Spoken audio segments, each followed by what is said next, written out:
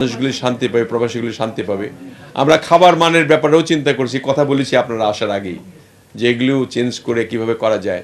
আমরা নতুন রূপ দিতে চাই, সবাই নতুন উদ্যমেও কাজ করতে চাই। এখানে যারা সিনিয়র অফিসারদের দেখতেছেন সকলেই কিন্তু উচ্ছ্বাসিত এবং তারা নিজেরা মেন্টালি আমার মনে হয় সেট যে আমরা এরপরের থেকে কাজগুলি খুব ভালো করব এবং আমরা সত্যিকার অর্থে এই মিনিস্ট্রিকে আপনাদের যে ধারণা সেই ধারণাটা ভেঙে দিয়ে আপনাদের ভালো ধারণায় নিয়ে আসবো। আপনাদের একটা খারাপ ধারণা এই মিনিস্ট্রির মধ্যে, যে বিমান ভালো চলে না, বিমানের অসুবিধা, এগুলি অনেক অংশে কমে আসছে এবং সম্পূর্ণভাবে আমাদের থাকবে না এই সমস্ত অসুবিধাগুলি। এটুকু আমরা বলতে পারি। আমরা সবাই মিলে কাজ বাংলাদেশের ফ্লাইট, বাংলাদেশের মানুষগুলি কিন্তু সম্পূর্ণ ইউজ করতে পারছে না। আমরা 1/3 ইউজ করি বাংলাদেশ বিমান, 70% ক্যারি অন্য ক্যারিয়াররা বহন করে।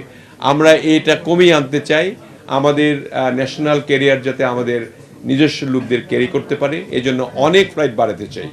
আমার সক্ষমতা অনুযায়ী আমরা বিমানের এক্সিকিউটিভ বোর্ড, বিমানের বোর্ড তাদের সঙ্গে আলোচনা করে আমি সিদ্ধান্ত করব। কক্সবাজার ইন্টারন্যাশনাল এয়ারপোর্ট আমরা অক্টোবরের মধ্যে ইনশাল্লাহ স্টার্ট করব। আমরা আশা করছি যে এবার মাননীয় প্রধানমন্ত্রীকে দিয়ে আমরা নতুন একটি ইন্টারন্যাশনাল এয়ারপোর্ট আমরা উদ্বোধন করতে পারবো। মধ্যপ্রাচ্যের ফ্লাইট আমরা অনেক বাড়াতে চাই। আমরা যতদূর সম্ভব বিমানের সক্ষমতা অনুযায়ী আমরা লিজগুলি করব। যত প্লেন লিজ করতে পারবো তত ফ্লাইট বাড়িয়ে দিব, কারণ মিনিমাম 5টা মানে ম্যাক্সিমাম 7টা, সেটা আমরা ডাবল করতে চাই। আমরা মানে 10টা থেকে 14টা পর্যন্ত ফ্লাইট আমরা করতে চাই পার ডে। মিডল ইস্টে করা, ওখানে এয়ারপোর্ট করার কথা ছিল।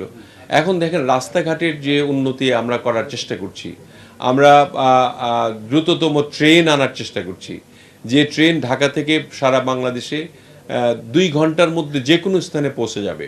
এই ধরনের ট্রেনগুলি আমরা আনার চেষ্টা করছি। এটা হলো আমাদের সরকারের একটা প্ল্যান এবং সেগুলি হলে কিন্তু এত বিমানবন্দরের দরকার হবে না। ইতিমধ্যে আমরা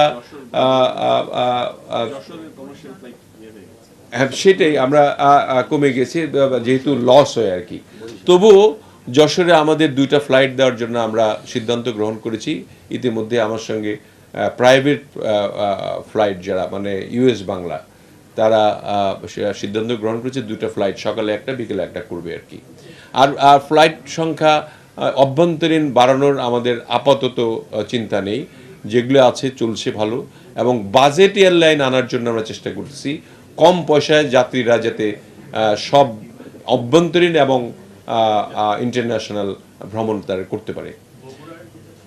বগুড়ায় আমাদের ফিজিবিলিটি স্টাডি চলছে। ফিজিবিলিটি স্টাডি শেষ হয়ে গেলে, জানো তো একটা এয়ারপোর্ট করতে গেলে কত সময়